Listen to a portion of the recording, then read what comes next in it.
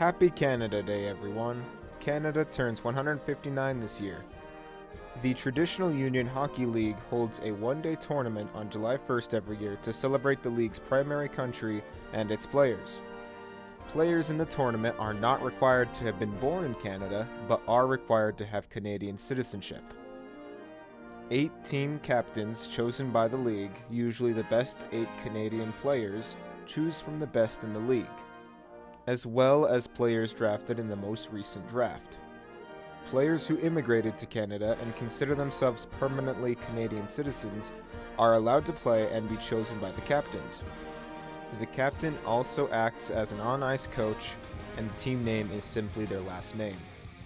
The team captains chosen this year are Jerry Bubsick, born in Notre-Dame-des-Pins, Quebec; Dunstan Bourgeois, born in Petawawa, Ontario; Joshua Muir, born in Iqaluit, Nunavut; Chris Keevil, born in Beaconsfield, Quebec; Wilfred Fraser VI, born in Snowpack, Manitoba; Samuel Marsters, born in Amherst, Nova Scotia; Kate Selvier, born in St. George's, Quebec; and Daniel Helmholtz, born in Baie-Comeau, Quebec. The captains make their decisions and verify them with the league commissioner. For the draftee players, this will be the first time playing against professionals as well as the first time being recognized in a professional game. The tournament is light-hearted fun and in no way a representation on how the young players will play in the future. However, the compete level is still very high, as the winning team is given 15,000 Canadian dollars to give to an organization of their choosing related to hockey. Here are the teams. And here is the bracket. Round 1. Team Helmholtz upsets Team Bubsick with rookie Emma Hirschlinger making 32 saves. Team Muir beats Team Marster smoothly with both Joy and Holly Laviolette posting hat tricks. Close game between Team Bourgeois and Team Selvier. Kate Selvier scores the game-winning goal with 2 seconds left in the game. A fierce fight between Team Keevil and Team Fraser VI. Despite Team Keevil's elite squad of scorers, no shots could get past Wilfred Fraser VI. Round 2. Team Helmholtz could not handle Joshua Muir's goaltending as Emma Hirschlinger falls to the Laviolette mother-daughter duo. 2 of the best goaltenders in the league clash as Kate Selvier's elite snipes prove to be the decisive difference. Now the final, very close game as both teams have the league's best goaltenders and female scorers. Being tied 4-4 at the end of the game, it goes to a shootout. Neither goalie falter, going through both lineups twice before Joy Laviolette manages to snipe the puck underneath Audelaire's right arm and into the net. Team Muir have won the 2026 Canada Day tournament. Captain goaltender Joshua Muir, veteran winger Joy Laviolette, her daughter Holly Laviolette, who was just drafted by the Vancouver Cougars, and veteran defenseman Sisto Kudjki. What an exciting Canada Day celebration!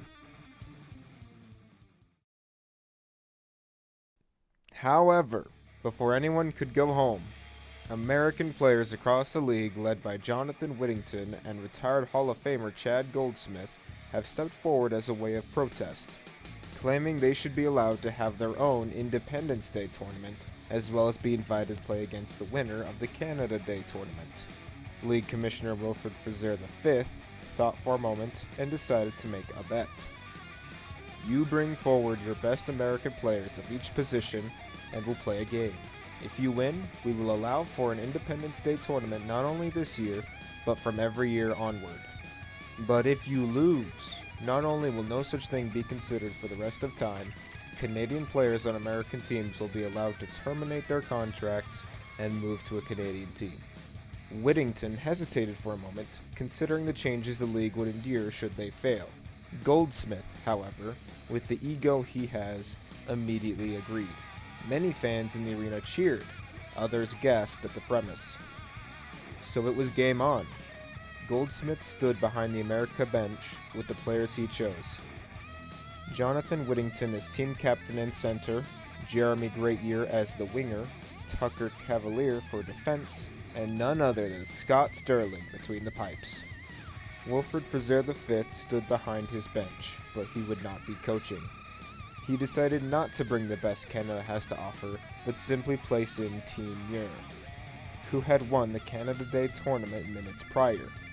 When questioned about this decision, he simply replied, "The best America can procure in this glorious sport is no match for these four players who have fought so valiantly for the extended funding of youth hockey in their local communities." When Goldsmith was questioned about his immediate acceptance of the commissioner's bet, he replied, "Easiest bet of my life. We have our best players against some old people and a rookie. Sounds like he wants the competition every year to be a staple of the league. When we win this with a landslide, I'll personally invite all American players to ask to be moved to American teams, and will receive the results in due time." So later that day, on a clean sheet of ice, the game that would decide the fate of the relationship between conferences began.